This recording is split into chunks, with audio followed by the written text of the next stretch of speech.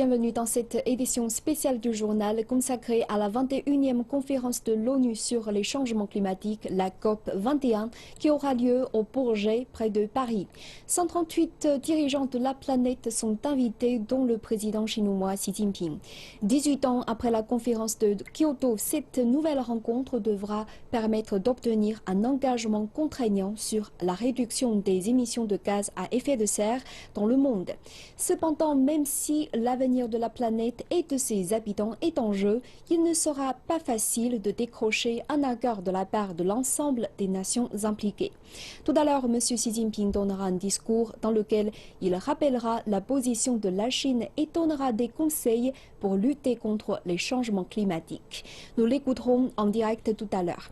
Mais avant de nous rendre sur place, je vous invite tout d'abord à en apprendre davantage sur la COP 21.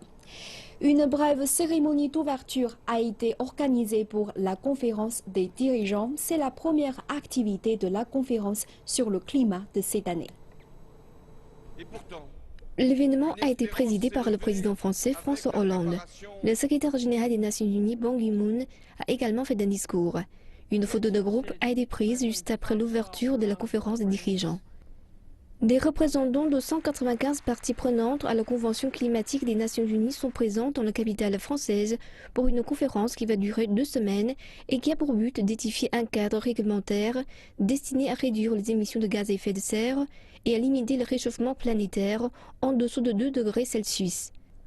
Le niveau des mers a augmenté de 20 cm depuis 1900 et il y a eu une augmentation des sécheresses, des canicules et des cyclones.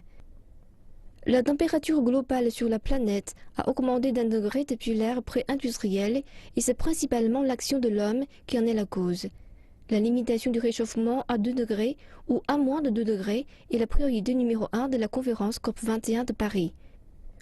Il faudrait pour cela obtenir une réduction de 40% à 70% des émissions de gaz à effet de serre d'ici 2050, ainsi qu'un changement majeur dans nos habitudes de consommation.